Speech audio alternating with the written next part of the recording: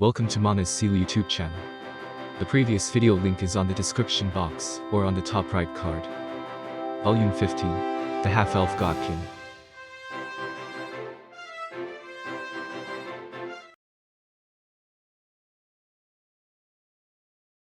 Ains thought that should not have been possible as the sound was extremely low. Furthermore, the target was so far away that it normally couldn't have heard it, so why did the Giga Elk react then? It was most likely just a coincidence, or maybe it had some sort of special ability. If it was none of those, then maybe although it was just Ains's conjecture, it preternaturally sensed the aura of an attack coming towards it. But, for all its intuition, the arrow managed to sink into the Giga Elk's head without resistance, like it already predicted the monster's response before it was shot. Even with the arrow sticking out of its head, its body twitched but did not collapse. It didn't matter if it was a magical beast or just a normal one, animals as a whole had a lot of vitality. It would have been a fatal attack if Aura had equipped her usual Yggdrasil made bow, but this bow borrowed from the village was just not powerful enough.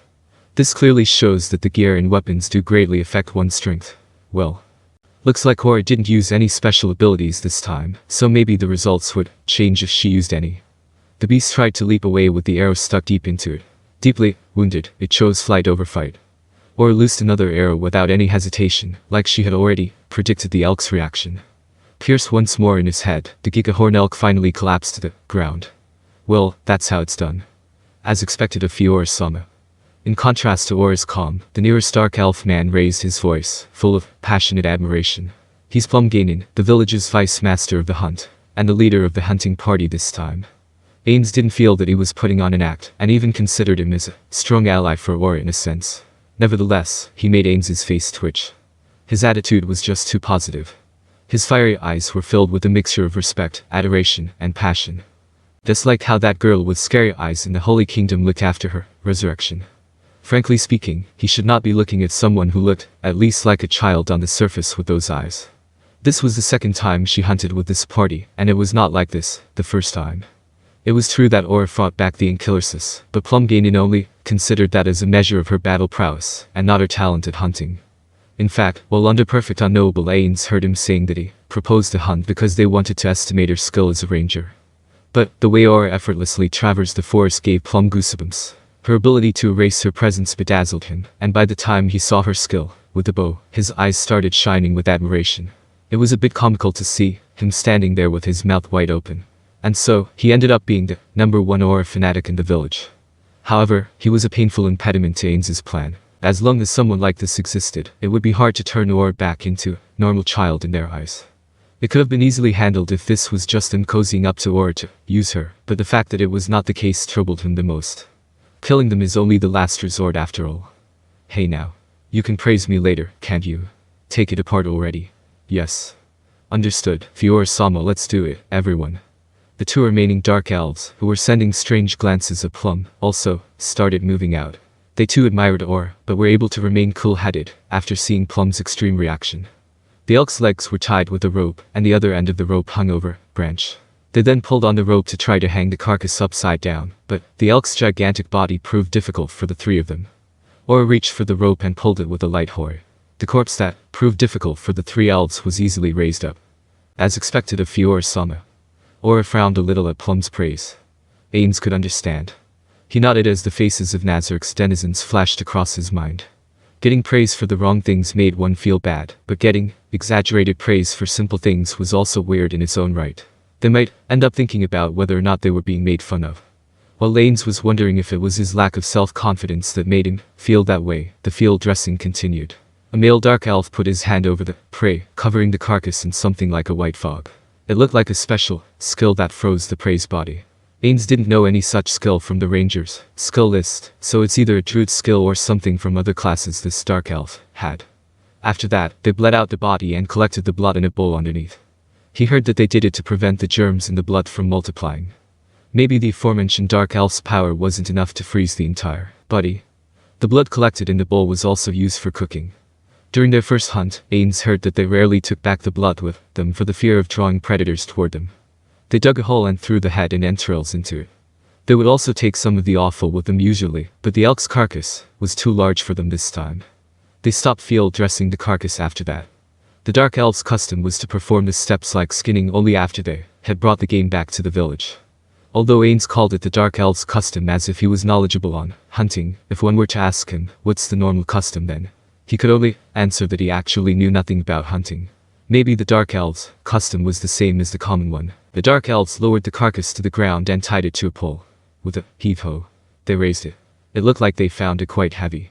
Although Ains couldn't be sure, it looked like the adage, half of what you bag is what you get to eat, holds true. Aura was not helping them carry it as she was entrusted with the task of guarding them. The party started their journey back to the village.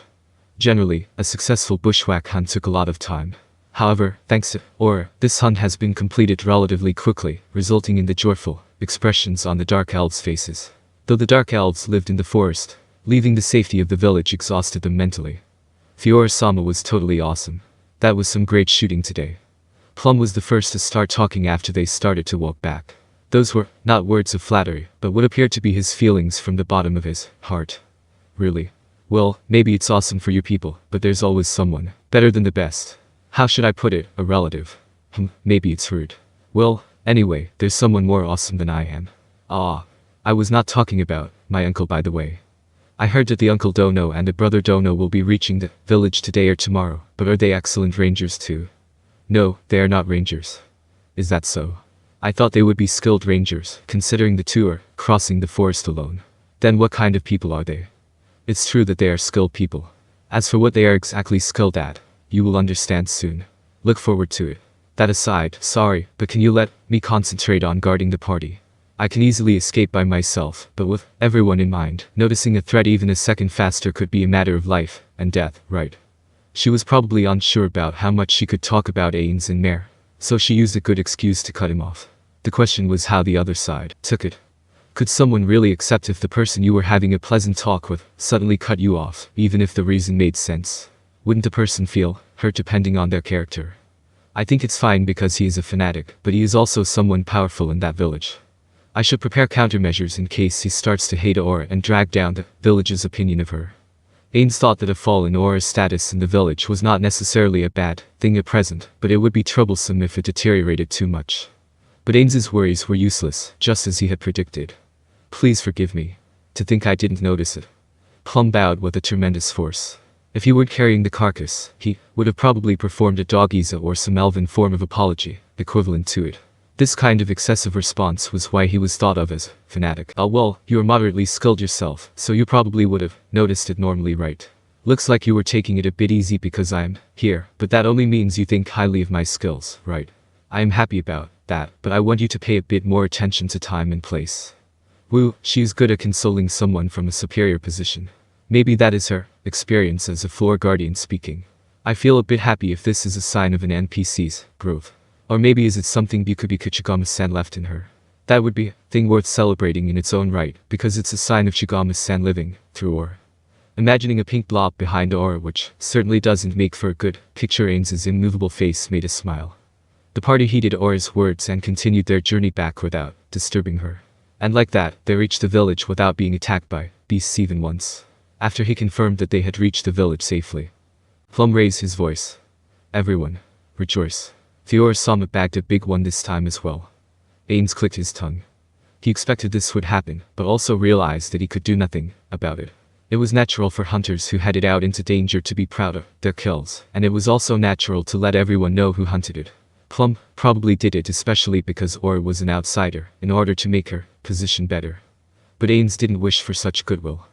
Villagers who were walking across the walkways spanning the elf trees gathered together, looking at the massive carcass with looks of admiration. Okay then, I'll be going back. Yes. Please leave the remaining work to us, Fearsome. Leaving the work to Plum, Aura headed to the house the village lent her. He wanted to go after Aura, who was walking back alone, but he couldn't do that. He needed to know how Aura's position was changing inside the village. Aura continued to walk, only turning her head back to look for Ains, who stood still, floating in midair. She looked so lonely. Maybe it was just Ains being too sentimental, but that's what her side profile told him. In this village, there were people who looked at Aura with awe, and there were people who respected her, but there were none who approached her as a friend. She was not being seen as a girl on a journey, but as an existence above them all and someone to bow to in respect. Just like Ains had thought before, that was not a bad thing in and of itself. But it was bad for Ains's goals. I have to turn Aura from being the village's hero to just a regular child, but that's difficult whichever way I look at it. If I try to undermine the position she built up before I reach this village, I will be turned into a pariah instead. Well, that's natural. After being helped by her, the village will obviously value Aura more than the relative who came afterward. Ains remained in that place as the other dark elves started to gather one by one. Naturally, there were also dark elf children around Aura's hiding group. The carcass was being divided up and handed over to the villagers to cook. Now, remember to be grateful to fearsome for hunting this. Every time a dark elf received their portion, they spoke words of gratitude, with their faces full of smiles. Even skilled hunters like dark elves cannot succeed in every hunt. It would appear that getting hold of such good meat was a rare occasion. Ains heard about this the last time he listened in, or maybe it was the time before that. The huge pile of meat was gradually portioned out, becoming smaller and smaller. The fanatic Plum continued to say this every time he handed out a portion to someone. Be grateful to fearsome. Just as Ains had repeated, he had no complaints about the act itself. It was true that Aura hunted the prey, and it would be more offensive if someone was not grateful for that, but even so.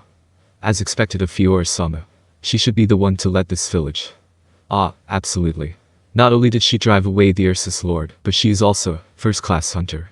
The village would be in safe hands if she were to remain here, but no doubt, no doubt.